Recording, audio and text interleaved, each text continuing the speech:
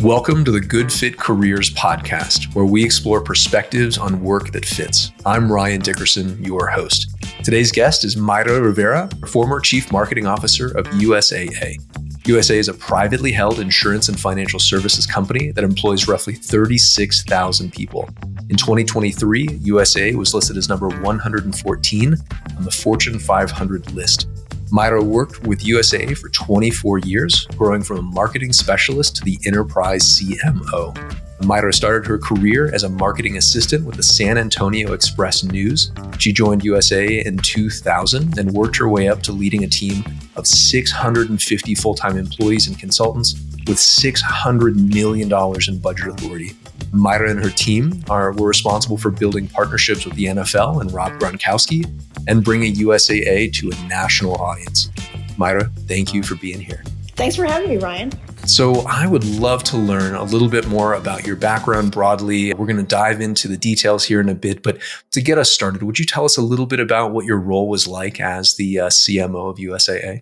Yeah, so I had the privilege of leading the marketing strategy all the way through execution across all of USAA's product lines to include like property and casualty business, banking, credit cards, life and health insurance products. And with those messages that we put out there in the marketplace, challenged to really position USAA as like the preferred financial services partner for the military community, but more importantly, to be seen as really a champion and an advocate for the military and their families. Right on. That makes a lot of sense.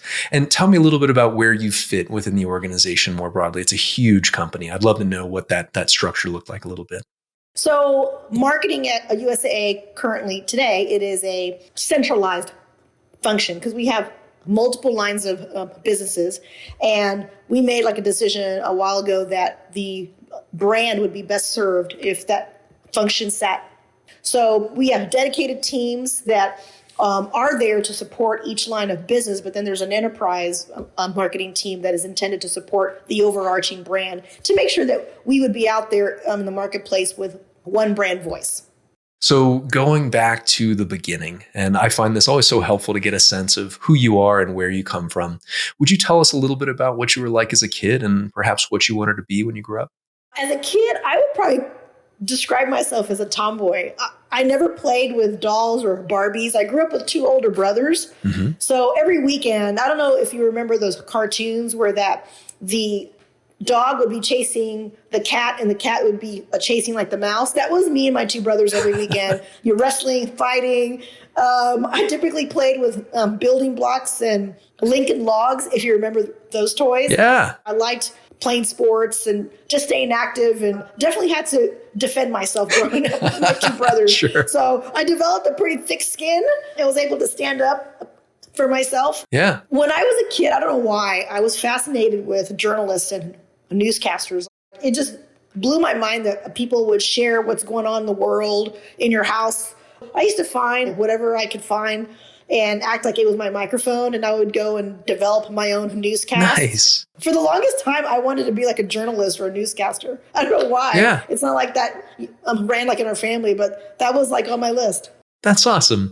It's so interesting to see how you became the broadcast voice for, in some senses, for an entire enterprise and tens of thousands of people. When you're thinking through the early life and education, would you walk us through what school was like for you and how you got that foundation? Yeah, so my family immigrated here from Cuba in 1959 when Castro took over and they were escaping communism. So I'm a generation like American. And when my parents came in, they left all their family and friends behind, and they came into this country with just like a few dollars to their name. And they beat the streets. They lived like on the streets actually for some time until they were able to get themselves into a small little like efficiency like apartment, and they found work. My dad eventually got into the trade of being like a construction worker and learned that trade while my mom was holding down the home front, so to speak. And he learned it, became a foreman, and then eventually he opened up his own construction company. And so I helped out in that family business, and I worked in his office in high school and into college, and doing things like accounting, payroll, back office work. when I graduated from high school, we didn't have a lot of money like at that time. So it's not like we were planning to have this big college send off. I went to community college my first 2 years because it's what we could afford. And I still didn't know really what I wanted to do. And I'm also like the first person to graduate from college in my family. So like I didn't have anyone to tell me like, hey, this is like the path to go to. I just had to figure it out like on my own. So I went 2 years, and then I transferred to Our Lady of the Lake University, where I graduated from. It's a local university here, like in San Antonio, a very small, private.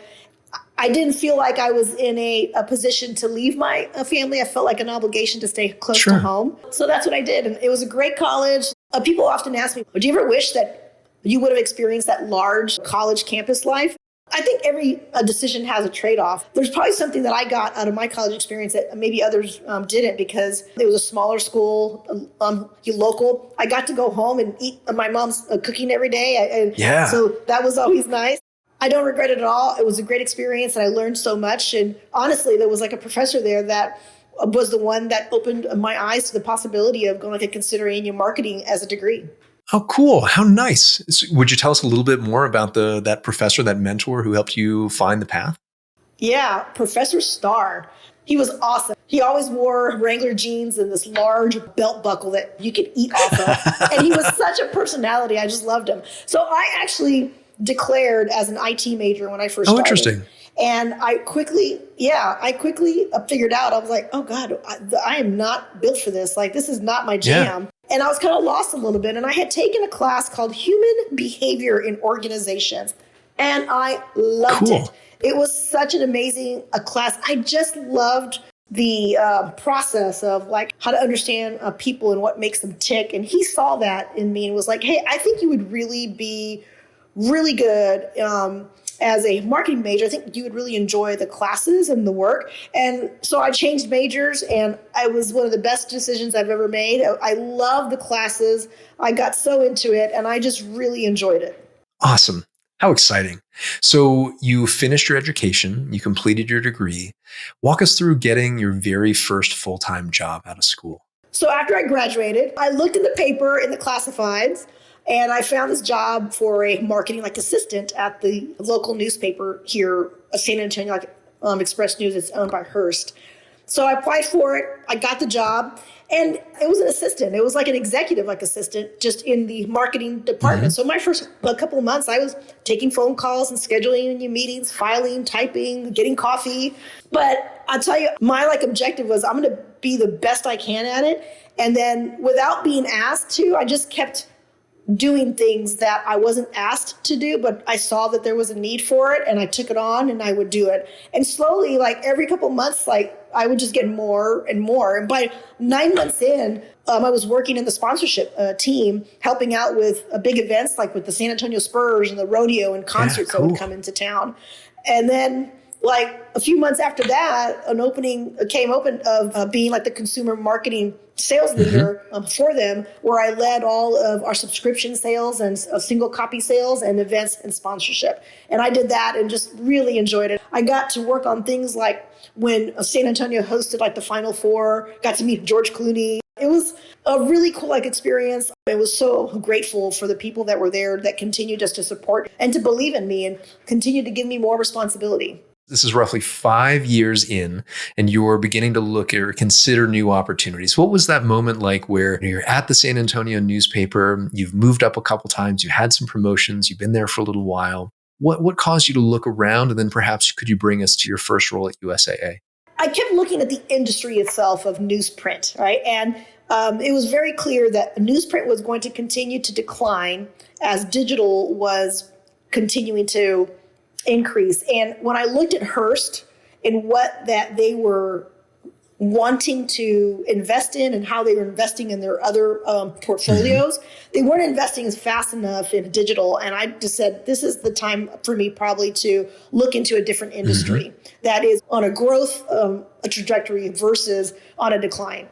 I did an internship, oddly enough, at USAA during college, and I worked for a gentleman named Jack Hamley in the IT department, because that was my declared major at first. So I was hired to help the IT department market their services to the other areas, because it was a new department and they wanted to make sure that others knew what that they were providing, so that they would have more of a customer base internally.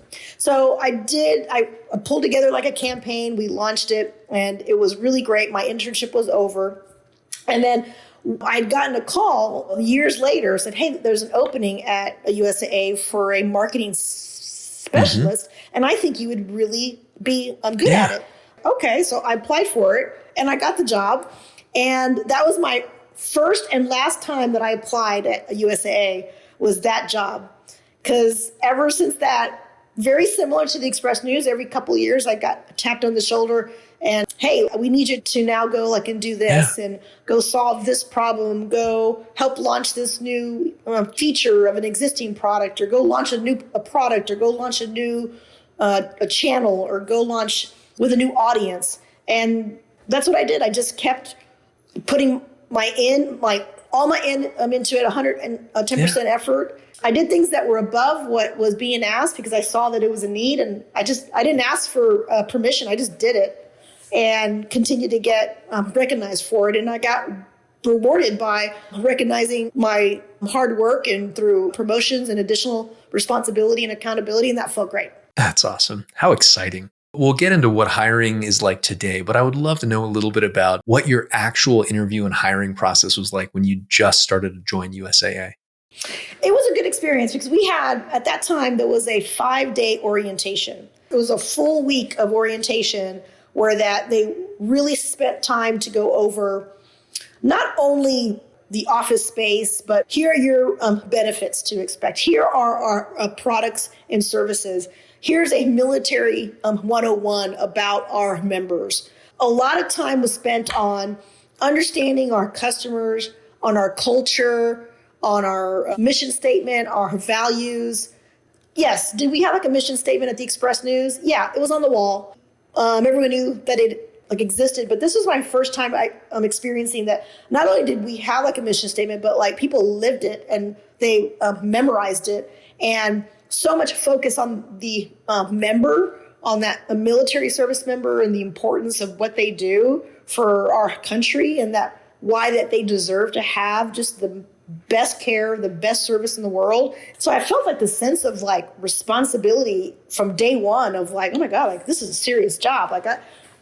I'm being entrusted with something as precious as trying to serve the military community, who's such a noble segment of our population. Yeah. So it was a really neat experience. So a whole week of just orientation before I even got to my desk. Nice. And then after that, I got a partner with a battle buddy, is what they call them, a battle buddy. And that was the person that would help me, okay, where are the bathrooms? Where's the cafeteria? How do I get from A to B? And that was really helpful, because I felt like I had a big sister, kind of similar in college, a big sister to go and help me out. So that was really good. And then honestly, being a new kid on the block, I wasn't afraid to ask questions. I never was one of those, if you ask a question, you're going to look stupid. I was always if you don't ask a question, you're probably going to look stupid. So ask away. Absolutely. Yeah. So ask away. And I just felt I had a lot of support there. I felt the people were wanting you to be successful. A collaboration was an expectation there. So it was a good experience. That's so exciting. You had probably had 10 promotions while you were at USA, if I'm looking back through your resume here. Was there anything that you had to learn or become proficient at to really master the field, master the craft, and go from being on a smaller team and a smaller contributor to really running the entire show?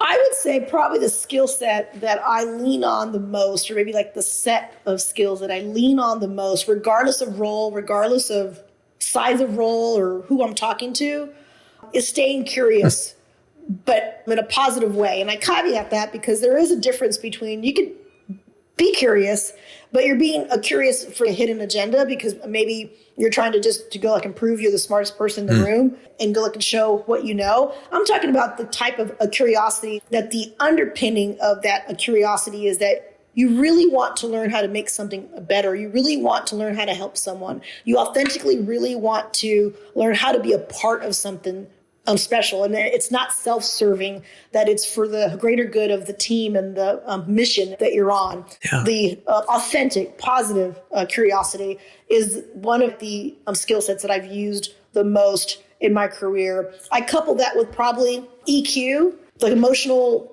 intelligence, and really trying to read people and understanding where that they're coming from, even though they may not be saying the right words to you, but they may be showing other signs, like really trying to read people and picking up on those cues and then acting like on those cues. As an example, like when you're dealing with introverts, right? People that are introverts, like if you haven't heard it from anyone, like in a meeting that's an hour long and it's 20 minutes in and you haven't heard from one or two people and you know that they're introverts like on your team, take a pause and to ask them like, well, what do you think? Create that environment so that they feel comfortable to go and come out with their thoughts, because I guarantee you they have something pretty valuable to contribute. Yeah. So that EQ, reading like the room, looking at eye gazes, looking at how people are internalizing what you're saying, like they're looking at me, but they're kind of have this look that they're not really understanding exactly what I'm saying. Let me pause and repeat it again and see like, hey, what do you think I just shared? Or repeat back to me what you think that I'm trying to go and say. That kind of EQ, I think, adds a lot of grace and empathy to leaders or to individual contributors when people see others doing that, because it just shows that they care. Totally. And I think about the value of being able to give someone who might not want to interject or might not want to interrupt in a bigger meeting, giving them the platform to say, hey, look, we value what you've got to say. We're curious about your insights. What a nice way to approach leadership there. If you would indulge our curiosity, my curiosity, would you teach us one of your favorite things to teach marketing associates or team members that perhaps took you a little while to master and might benefit all of us who are listening? Oh, goodness. I think drawing on the concepts that we've been talking about, listening to people and not running into judgment from the get-go and getting your data and your facts in line. Marketing could easily be something that's very subjective, especially when you look at creative, right? A creative is very subjective for some folks. That could lead you down like a path of maybe not making the best decision if you're basing it off of a subjectivity. So bringing data to the conversation so that you take the emotion out of it, which is a little bit of an oxymoron. Like marketing is very like emotional, but you got to take the emotion out of it when you're talking about the business of marketing, so that you can be assured that the decisions that you'll make is what's best for the customer and like the brand. And bringing the data to the forefront in a thoughtful way is something that I think I've encouraged my teammates to do when they're working on a project, they're working on a campaign, they're working on trying to solve something. But what does the data tell us? Like what does that information go and share? And then, by the way, it's probably not the only time that you're going to have to keep going back to the well on data. Once you uncover data, that usually leads to more questions. Don't get frustrated, because that's what it's intended to do. Yeah. The Toyota example, a case study that they always go and say that they drill in their engineers, they ask the 5 whys. Like when there's a problem, why did that problem happen? Then ask it, well, why did that problem happen? Why did that happen? And you do it 5 times. It's a lot of depth. You're kind of trained to do it 5 times. That's a lot of depth, but that's where you uncover real root causes of issues that you then can solve, instead of solving the topical things that are cosmetically maybe or temporary or in the interim. That's how you get to like deep root analysis.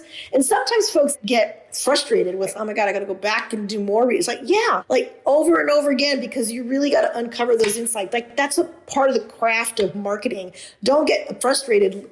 Have that liberate you. Have that go and provide you with a landscape of different areas that you can go to. The 5 whys will help you every time you can narrow it down.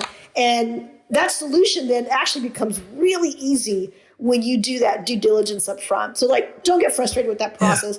bring data to the table. Don't be afraid to keep asking the why over and over again. Oh, I love it. What a great lesson. Something else that I'd love to spend a minute on here is when we were working together and building your resume and thinking about your professional story, I sincerely appreciated your approach to giving feedback and being constructive. You were so graceful in the way that you shared any corrections and adjustments that we had. Do you have any suggestions or perhaps principles that people can think about in terms of providing feedback when you're working with creative people and thinking about how to make sure that we're moving things forward, even if it isn't quite perfect, that refinement process? How do you approach that? That's a great question because it is so important that you keep your creative teams inspired. And there is no bigger buzzkill than to go in and crush all over on someone's creative idea because someone spent a lot of darn time putting that together. I like to approach it, Brian, with asking them to help me understand how they got there. Show me your thinking process that led you to where we are today. Because there may be something that they thought about that I did not, that I'd be like, oh, okay, I understand that. And it would give me a different appreciation. Because then that gives me now like the permission, once I hear their story and their path and journey that got them there, now I can share with them mine. And then what you want to strive for to happen is that now you're starting to collaborate together. And it's not that you're giving feedback off the cuff, like on something. I now understand where you were coming from. Now you understand where I'm coming from. How can we collaborate together to make it even stronger? That like approach really fosters partnership and equal. Because there's nothing, worse than feeling like that the reason why that you got to change something is because I outrank you. That's ridiculous. Leave the ranks at the door. Leave that outside because no one is better than you are, and you are no better than anyone else. Everyone is equal. They have something, they have a gift to give. And sometimes as a leader, what your job is that you have to figure out how to nurture that gift out of them so that they could go and bring it out in the table. Wow. I love that. I mean, that's my approach on that. Yeah. And I think just having the humility to be able to go in and care enough to see what the other person is saying, making sure that you can really walk in their shoes for a moment or understand how they came to that conclusion or the compromises they made, makes it so much easier to get to a good end product where it's not just, oh, do this because I'm the boss. Yeah. I think that being able to have the foresight that we're just trying to make something good together makes it so much easier to do a good job. Yeah. So you've worked on some pretty cool projects at USAA. You built a partnership with the NFL. You sourced and established a partnership with Rob Gronkowski, the mighty Gronk. You want to tell us a little bit about some of those projects you got to work on? Yeah, so much fun. We established that partnership with the NFL back in 2010. And we were trying to ideate like how that we wanted to carve out that sponsorship. The normal approach was the official X of the NFL, fill in the blank, and it's a product. And we really weren't interested in being the official insurance provider or the official bank because we catered to a niche audience. We catered to the military community and veterans and their families. So we wanted a platform that would enable that. And doing it at the category level seemed inefficient.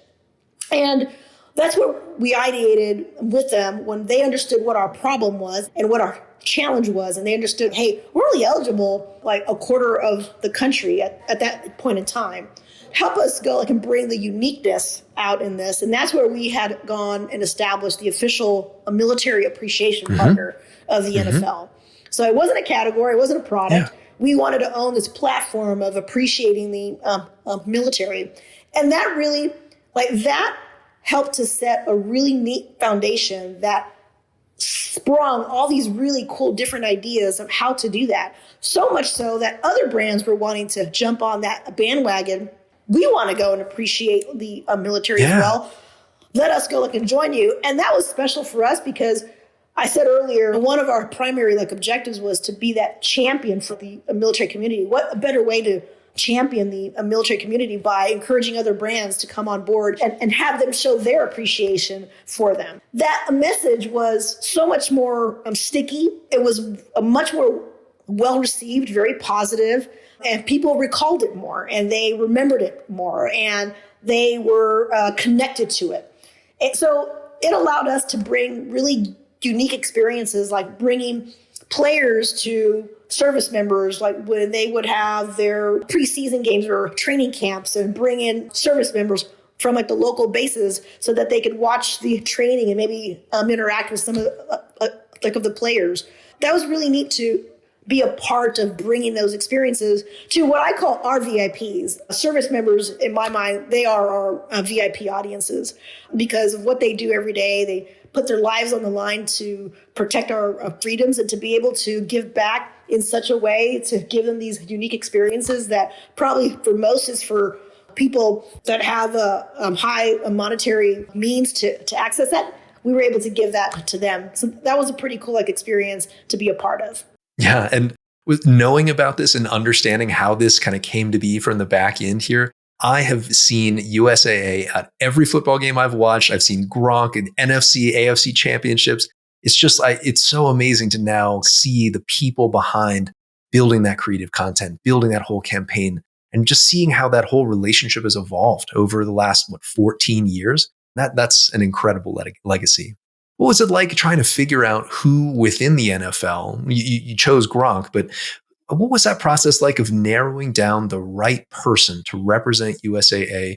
And really, how did you go about understanding what the membership, what the customers really cared about and embodying that in one human? Yeah, so we were wanting to expand our reach with a younger audience and become more relevant. Mm-hmm. And that was a daunting task to try to go and figure out, goodness, which spokesperson, which talent are we going to entrust our beloved, precious brand that we just so protected, right? To help us unlock those audiences. And we did a lot of research. We did a lot of research on a bunch of different talent to really understand their attributes, their characteristics, their personality, and how well do they reflect our personality, our aspirations, and being relevant with the audiences that we were wanting to tap into. And Gronk just has this lovable, fun, lighthearted personality that is so charming and so easy to talk to, right? He's not formal. He's very relaxed. You could have a great conversation, just like how you see him on TV is exactly how he is on camera. That's awesome. He's just he's a fun guy. And what I really appreciated about him is that he authentically had an affinity with the military before we ever approached him. So it was authentic. He already had an appreciation for service members with the work that he had done prior. It was one of the things that attracted us to him. It just became a great partnership. We did a lot of testing to make sure that having Gronk as a part of our brand would not polarize anyone and that it would actually help us unlock new audiences. And it did just that. All the testing proved very favorable, that it was seen as authentic and a natural reflection of our brand of being kind and warm. Yeah. He just added a little more levity to our brand and fun-heartedness that our brand actually needed so that younger audiences could go and relate. And it worked. It's been our most successful campaign that we've ever had. That's awesome. So again, I look forward to how Gronk continues to evolve in his journey, in his relentless journey to try to become a USAA member. I got to know, and maybe this is still a secret, but is Gronk ever going to become a member? Is he going to get in? I mean, I think his window of serving has passed. So unless he marries into it, then I don't see it happening. Oh, poor Gronk. So one of the other things that I'm so curious about is how you're at the top of the marketing world, right? Essentially a Fortune 100, CMO. And there are only a handful of people out there who've really ever experienced that. Can you tell us a little bit about how you believe the rest of the world sees the marketing function? That's a good question. I would have to imagine that some people might make an assumption that if you're a part of a Fortune 100 or a 500 brand, that the bulk of your work is these big glitzy advertising budgets, and that's really what you're doing all day is the TV ads, because it's the thing that you visibly see. Right. So you automatically go and connect with that. But that's really a fraction. It's a small part of the day in and day out work of the marketing teams. Over half of our budgets is dedicated to what I call upper funnel marketing investment. Mm-hmm. That is where you see television, whether it's streaming, traditional digital video, and things like sponsorships, right? Things that are intended to create like awareness. But then the other half is dedicated towards lower funnel marketing, more of like the performance marketing, like search and affiliate, programmatic. And the technology and the data connectivity that is needed in order to make that run and operate, a healthy MarTech stack, healthy access to your data, uses of models, that's the bulk of the work actually for marketing teams, is that much less of the large kind of glitzy campaigns that sometimes people go like and assume like, oh, it's those big ad budgets. There's ad budgets, but that's not the majority of the work in order to be able to really service your customers, or in our case, our members. How interesting. So for some of the marketing nerds out there, I would love to know if in your own little mental dashboard of marketing performance, are there any measures or KPIs that you find are the most important or the most relevant, maybe one or two that really move the needle the most? There isn't just one or two. And that's part of, I think, like the complexity that marketing has. A lot of people try to look for that silver bullet, and there's not a silver bullet. It is a very complex dashboard that marketers have to use to make sure that their marketing like investments are being invested smart and effectively. So upper funnel, you look at a KPI such as your brand awareness, a positive opinion, a familiarity with your brand. Do people know who you are and what they do at a surface level? That's one set of metrics. But then when you get to the middle and lower funnel, then a whole nother slew of metrics can come in. Site visits, that's very topical. Calls, but then the real magic starts to happen when you have people that are hand raisers, what I call preferencers into your brand, that are now starting to share information with you. They're starting to share things that they're interested in, capturing that data, click-through data. Where are they clicking through? Where are they dropping off? Why are they dropping off? Drop-off rates, and then conversion rates. Where are they converting?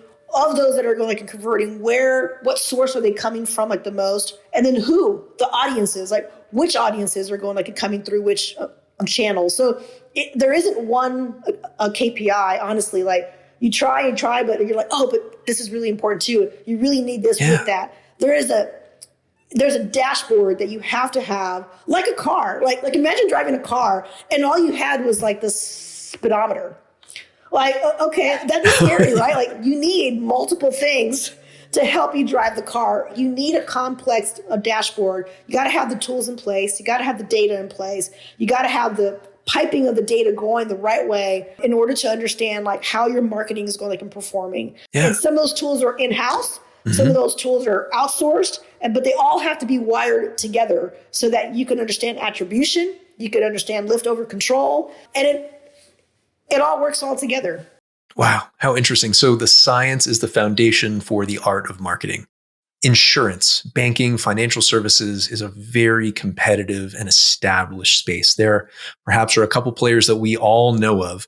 How do you think about differentiation and thinking about this competitive marketplace standing out? And perhaps one of the angles that we've talked a little bit about is the competition on price versus service and quality. So how do you think about differentiation in this very competitive marketplace? Yeah, I think you got to absolutely know what your value proposition is. Like, what is it that you are providing your customers that is really addressing an unmet need and that is doing it well? If you don't have a value proposition that stands out, it's pretty hard to differentiate your brand. Marketing that's just going and putting lipstick on a pig. If you don't have like a value prop, like you're not going to have a lot to talk about. Just because you say that you're a good brand isn't enough. You actually have to be a good brand. You actually have to have something to offer that is compelling. Marketing is just a amplifier for you. It's a megaphone to let people know what good stuff that you have. And USAA, our value prop was really about service and advice. Like we prided ourselves in going and giving our customers excellent service, because you're right. In our space, it's a commodity. Like insurance is insurance, right? Checking account is a checking account. But if we can differentiate ourselves with the service, the care, the empathy that you get if you call us, or the intuitiveness and the ease of doing a business. If you're doing it online on your like on your mobile device or on your laptop, that easiness also translates into service as well. So value prop, it has to be there. Like if you don't have it, it's very hard to do anything else. Then after value proposition, I say knowing your audience really well. It helps to inform your channel strategy, because if you know your customer very well, then you know what their media habits are and their consumption habits. And when I say knowing your audience, let me just park on that one a little bit, because this is something that I also teach a lot of my marketing teams too as well, about audience. When I say audience, I'm not talking about the generic, like, oh yeah, age 25 to 54. Like those are broad strokes of audiences. I'm talking like really get deep down and know who is it that you're really trying to target. And that is not only demographic, but psychographic information, and really understanding your audiences, where that you've got some kind of segmentation so that you're clear as to who that you're trying to go after. Because when you're that clear on who is it that you're trying to go after, finding out what the best media plan, media mix is to approach them is actually easy, because you really know what their behaviors are online and offline, and what the messaging strategy should be, because you know which attributes of your products and services are appealing to them, and that will go and you resonate you more. Because what might resonate for someone who's getting started in their life is going to be very different than someone who's like established, married, in a career, in some certain a career at one part like of the country, for example. So really knowing your audience and having a solid value prop, I think can help to go and differentiate your brand, because you have something special to offer and it's backed up by your brand, and you're really speaking to them in a relevant way because you're in the channels that they're in, you're talking their language, and you're addressing whatever that value prop is with a need that they have that's not being met by anyone else. How brilliant. I love that. We'll get back to the conversation shortly, but I wanted to tell you about how I can help you find your fit. I offer one-on-one career coaching services for experienced professionals who are preparing to find and land their next role. If you're a director, vice president, or a C-suite executive, and you're ready to explore new opportunities, please go to goodfitcareers.com to apply for a free consultation. I also occasionally send a newsletter which includes stories from professionals who have found their fit, strategies and insights that might be helpful in your job search, and content that I found particularly useful or interesting. If you'd like to learn more, check out goodfitcareers.com and follow me on LinkedIn. Now, back to the conversation. Something that you taught me that now I see everywhere is the concept of the loveless marriage in marketing and the product relationship. Can you share with perhaps our marketing folks out there how you think about building a robust and rich and happy relationship with the customers, as opposed to that reliant, I'm stuck with you, loveless marriage concept? Yeah, pulling the thread about knowing like your audience, when you understand who is it that you're trying to grow with and appeal with, finding out where that they have those barriers in your experiences, like where is it that you're letting them down, or maybe you're not letting them down. Maybe you're just showing up, but that's it. You're just going and showing up to the table or to the dance. But what are you doing to really wow them and to really like exceed their expectations? When you're in like a relationship, if you're just showing up every day and you're not really making like an effort, that's where that whole loveless marriage goes and comes in. Like you're in a relationship, and you know what? Like it's too hard to even consider going and separating, because oh my God, all the stuff I got to do. Like, and it's not bad. It's not bad. Like it's still like okay. So I'll just stay in it and just keep going off my merry day. Right. But it like the minute that some other thing comes along where that it brings some excitement because you're like going above, like and beyond, or you're delighting and surprising something that they're not like expecting, eyes will wonder. Oh yeah. Right? And it's like, okay, like, maybe I'll consider something else. So find out where your customers are just okay. They're not mad at you, but they're just not over like the moon with you. Like where in the experience can you really invest in and go like and create like a delight experience to bring back that love in that relationship with the brand. Getting that real feedback from the members, right? There, 60, 70 million people who are related to this brand or working with this brand or buying into the services of the brand. How do you think about getting their actual feedback in the era where, I don't know about you, but I don't really pick up the phone all that much for surveys and all that kind of thing. It's kind of I'm often loath to actually go through and fill out the surveys. How do you figure out with your members and your customers where they're just okay? Because they're not necessarily going to write a scathing review or, call you in and tell you that like, oh, today was just B-, it wasn't terrible. How do you think about the pulse of the customer, the voice of those people? And how do you begin to translate that into, actionable insights or things to make decisions with? That's one of the things I think a USAA has like total secret weapons in this space, because they really decide to invest a lot into research, into the voice of the customer. They really have orchestrated the experience, and they have broken it down step by step by step, where that they've tagged pixels into really understanding like where do we see drop off. Because while they may not take the time to tell us, they will tell us by walking away, by leaving a page, by not going like in finishing some application online, and they go elsewhere.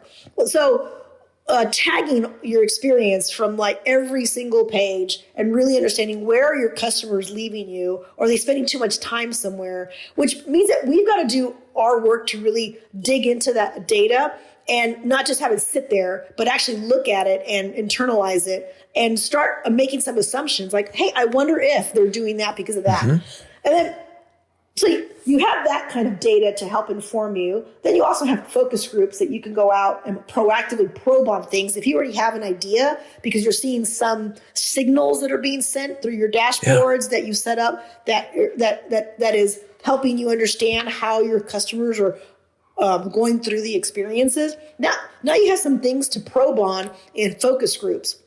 And journey mapping, I'm a big fan of journey mapping, of like really understanding of what does that a journey look like for this customer if they're trying to do X, Y, and Z task. And sometimes it's the smallest task that sometimes people like, well, it's a small, tiny task. Like, I'm not going to spend too much time trying to make it an awesome experience. But sometimes those small tasks that are repetitive over and over again can mean a lot if you make it easy because of how many times that they may be doing something, as an example.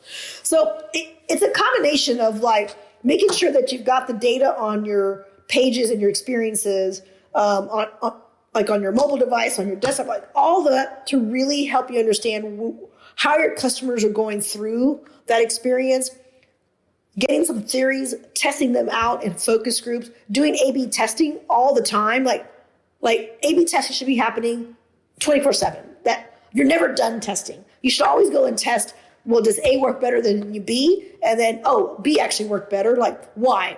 Why did that work better? And why did that work better?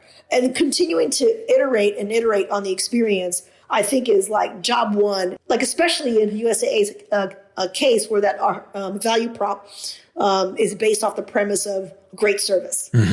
Anticipating that, right? Really anticipating that. Let's pivot over to hiring and thinking about your philosophy on bringing people onto your team. Would you walk us through your approach and how you like to think about bringing people on? And one thing that I've always encouraged my teams to do is to hire slow. And when you have a talent that's not working out, fire fast. Because there's nothing worse than having a bad apple on the team that could really just, it could really decimate a whole team, even though if everyone else are high performers, it just takes a bad apple. So if you've got like a bad apple, fire fast, but hire slow. There's such a temptation when you have someone vacate a job and you're trying to go and you fill it like that. First round, the candidates, if there's something that doesn't just excite you, but you just pick the top candidate of a group that doesn't excite you, typically I'll see more inexperienced managers say, well, then I'll just, pick this person because I got to get like a body. Yeah. And I really like that. is something that I really encourage my team to think twice about. Like, don't just hire the person because they were the best out of the group. Hire them because they were the best of the best. And because a good hire, if you take your time, a good hire will help and multiply your team by 2x factor, right? Like a one good hire can be like a 3 times of a capacity loader because they unlock something special on your team. But that takes time to find that. And it takes time to interview. It is a huge time commitment, but like that's where the time needs to be spent to make sure that you're bringing on the right talent on the team. So if you don't, like, I think most leaders would know, you feel it, like that's the person. And if you don't have that feeling in your stomach, like in your tummy, that says like that's the right candidate, keep looking. Like don't be afraid or ashamed to like, darn it, I got to repost the whole job again. Do it. If it takes you another 5-6 months, we'll figure it out. But find the right person. So let's just say we've got a director of marketing or a vice president of marketing out there listening to us talk through this, and they're 3 months into a search for someone for their team. Do you have any advice for them on managing their own search fatigue or persevering and seeing it through when they're just like, they need the help, they need someone on the team, and they feel like it's been forever that they've been looking for that right person? Yeah, when I see like a leader kind of get desperate like that, I usually call like the family together, like at the family table, like the Blue Bloods on Sunday dinner, right? Like let's call like the family all together, because I guarantee you that if I've got like a leader who's having an issue, I've got other teammates that can offer ideas of how to maybe help during that time frame while that we're looking for that right spot. And sometimes we go like and create like a development opportunity, like, hey, so-and-so is actually wanting to grow their expertise in that. Maybe we could loan this person for like a period of time to help fill in like the gaps, and it's a growth opportunity. Nice. So that's a go-to like of mine, is call a family meeting, get together. Let's talk about the challenges that one of their teammates are having, and let's ideate like a solution that we can do while we continue to find and search for that right candidate. And 10 out of 10 times, it usually ends up with someone that is like, hey, I've got an employee of mine who actually wants to develop like in this space. It'd be a great development opportunity. Like I could do this and this, move some work around, have this person come over and spend 4 weeks on your team to help fill the void. And the employee's happy because they feel like that they're being listened to from a development, that they're being invested into, and getting like an experience, while that we actually take like the time to find the right person. Oh, I love that. It's like a win and help win kind of scenario, right? Somebody gains the experience, gets some exposure, gets to try, like test drive this new job. Person who needs all the help gets an able-bodied and excited person on their team that's already familiar with the business, the mission, the brand. That's brilliant. I love that. When you're thinking about going through and identifying people from the outside of the business and bringing them onto your team, is there anything that you look for in a resume or when somebody's interviewing that kind of gives you that positive, those kind of good vibes that you're looking for? Or perhaps said a different way, when you're thinking about taking a chance on someone, are there any good clues or indicators that that's going to be a good bet? I always look at their how. The what they do, their competency, right? There's a competency of like the what that they do, what they offer, and when they bring to the table. But how they do it, in my opinion, is as important, if not maybe just a little more important than actually the what you do. Okay. Because you could be an uber smart person and have amazing competencies and skill and like chops in a certain area, but maybe that you leave dead bodies behind you to get that done. Like that, right? Like, I mean, there are people they're like that. They're kind of, wired like that. And there are some roles that are actually built for people like that, in my opinion. For our roles where that we thrive off of collaboration and partnership, you need someone that will be able to work with their teammates and inspire each other and nurture each other. So the how that they do things is really important for me. And I also find that when you, with a candidate, like at least one that I'm going to work closely with, I like to have dinner with them, because there's something magical about breaking bread with someone that I think that new information comes out that you don't maybe normally get in a corporate setting in an office when you're dressed up in a suit and you're talking to different people. Like, you kind of let your hair down like a little bit. And I think knowing how someone really communicates and how they really think about things, it helps to uncover stuff. So I try to make it a point that if it's a person that's going to be joining my team, having dinner with them to really understand them in a different way helps me kind of uncover that. But I look at the how they do things. I ask them to describe to me how they did it and what were the things that they like, not necessarily the acumen how, just their approach how they communicated, how they worked with others. That really helps me unlock a lot about a person. And I value that a lot. I value a person's how they do their work is really important for me, because I think that culture, like, you can teach certain skills from an acumen on competency. You can't teach leadership from that standpoint. It's harder to teach, in my opinion, that kind of collaboration. You could force it, but it is hard to maintain and sustain it if that's not their natural DNA. How interesting. I love that. Before we switch to what you're excited about for the future, do you have any advice for anyone out there who might be excited about the marketing field more broadly? Perhaps they're trying to break into marketing, get their foot in the door, get started in the field. What would you share with anybody in that category? I would say make sure, why? Why are you interested in marketing? What is it that gets your blood going, that excites you? And then park that in your mind and have that be your anchor as you go through things. Because you're going to have your ups and downs when you are talking to different people about different jobs, talking with different members of the team, if you're interviewing with different leaders like on the team.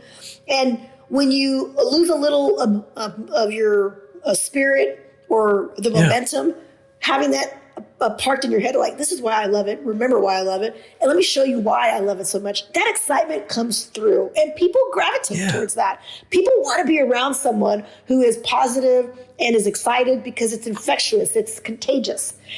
So anchor that and have that come through in your style, in your personality. I think will really help make you stand out. Network, right? Network with people that are in the space. And then going back to what we talked about in the beginning, be curious. Be curious in a positive way and ask questions.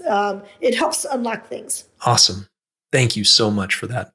When you're thinking about the road ahead, your path moving forward, the world as it evolves and kind of moves forward in time, what are you excited about for the future? Oh, I'm excited about AI and machine learning. I'm excited but scared at the same time, right? Because I think it has so much to unlock for us. I mean, we're just barely scratching the surface on us. We've been talking as marketers for God only knows how long, having the right message at the right time to the right customer. But we really haven't been able to do that at scale in a highly personalized way because it was hard to get to that scale. Yeah. It was hard to produce, 30,000 versions of an ad in a nanosecond. Well, guess what? That's right around the corner for us to be able to go and do that, to be able to grab data and with the help of AI, virtual reality, to me, that's just exciting to be able to bring that personalized experience, truly personalized, not with 10 versions because you fit in one of these 10 segments. It's 10,000 versions because you fit into this. And you just did an action and I just sent you something because you've got a need that I just detected and I'm making it easy for you to act on it so that you can have that need met. That's so exciting for me. And I think it's going to be really interesting to see how that continues to proliferate. With all this AI, I think people are going to have a time frame where that all of a sudden they're going to have free time available because they have bots doing simple tasks that they used to spend time on. Think about the automated car, right? If you no longer have to actually drive a car, you can just hop in somewhere. Now all of a sudden you got 20, 30 minutes available where that you didn't have before. Time is going to be on your hands. To a person who cherishes time, so you better use their time wisely if you're going to try to engage with them. So like that whole phenomena is just amazing to me. And the fact that I think marketers are going to have to start figuring out how to market to bots, because bots are going to be the ones that are going to be taking over a lot of the tasks. Like you're probably going to have like your bot that's going to order all your gifts for you for Christmas or birthdays or flowers. Like now you got to figure out how to market to the bot, because they're the ones that have the decision power, not the individual. Yeah. Right? Like it's a whole new paradigm, that, right? Like, it's a whole new paradigm. Ah, cool. So nobody knows how the future is going to unfold. Nobody knows what's going to happen next. But if you had to make some bets about what you think the world of advertising and marketing might look like in 20, 30, 5 or 6 years from now, and we're recording this in January of 2024, what do you think it's going to be like? I think it's going to be what we just talked about. Like, I think that people are going to have access to things of needs that they have that maybe they don't even realize that they have yet. I mean, like a crazy example, like, and this is like on the fly. Maybe on the first Friday of every month, through machine learning and algorithms, we've figured out that for whatever reason you crave a PB&J sandwiches, and then your smart pantry and your smart fridge know that and go, oh my God, we have jelly, but we don't have a PB&J or bread. Let's put in an order and have it delivered, because she's probably going to have a craving here soon. That way she has all the ingredients, and like lo and behold, like, oh yeah, I do want a PB&J. Said, oh good, it's at the door. I just have to grab it so I can make my sandwich. What an exciting future! Like you don't have to think hard about things like that. I think that's what like the future has to go and hold for us. I think people, especially have gone through COVID, have an appreciation of time. Time is going to be very cherished, and people are going to be super picky how they pick their time. So like the days of like long form content advertising, I think is not going to be here. I think like people are going to have to learn how to go like and say it short and succinct. I used to have a boss that say, Mayra, like as long as you had like the 3 B's, like be bold and be brave and be gone. Like just like in and out, like, right? Like I think that kind of appetite for how people want to operate is going to be there, because AI and machine learning and technology will help and support that. How cool. I'm ready for that future. That sounds so exciting. As we bring this to a close, do you have any closing thoughts, any reflections, ideas, inspiration, anything that you'd like to promote or recommend? I talked about my appearance earlier, right? Like immigrants, they made something like of themselves, and just so those two like are my heroes, because they just overcame so much. They're no longer with me, but I do keep them like in my hearts all the time. And I created, after my parents passed away, I created my top 10 list of like things that I learned from my parents and things that I read. I go through this list probably twice a month. Just to like, read it over and over again and make sure that I'm living by these values, by these philosophies. I'd love to share that with you. Please. If you're open to that. Yeah, bring it on. I would love that. Okay. Please do. So number 1, be firm, but always fair. It's kind of that balanced approach to things. Number 2, don't sweat the small stuff. You will live longer. Like, yes, you can angst over these little tasks or these little things, and maybe they feel good that you get a couple of these small little tasks done, but the real work is when you tackle like the big stuff and you get big things like accomplished. So focus on the big things. Don't sweat like the small stuff. You will live longer. Number 3, recognize that everyone has a gift to offer in this world, and sometimes your job is to help others find and nurture that gift. Love that. My dad was very adamant about that. He was just like you never know what anyone's going through in life. You never know what things that they just experienced. Like maybe they're having a bad day. But if you're not, then like try to bring like the best out of out of them. Like we're all human beings like at the end of the day. Number 4, remember that you are not above anyone else, nor is anyone above you. We are equal as humans, but we are all different in our own unique ways. Learn and appreciate from those differences so you can gain perspective. It will make us all better. And that's really about diversity, right? Like that's how I think about that. Like what perspective are you missing around like in the room? Do you need to add some teammates around because maybe you're just like missing something. There was a time I remember I was in a meeting. This was many, many, many years ago. And I sat around in the group, and there was literally like 20 of us, Brian. And we were talking about planning for next year. And I was the only woman in the group and the only person of color. And I literally, I took a moment just to kind of look around, and I'm like, oh my goodness. And jokingly, to try to bring some levity in the room, but kind of to bring awareness to it, I was just like, well, thank goodness I'm here to help save all of you all and make sure that we weren't going to make some weird decisions, because we got a bunch of white males here in the room. Everyone laughed, but everyone laughed kind of like, she's right. Oh, like they didn't even realize it until they looked around. So it was like a nervous laugh, right?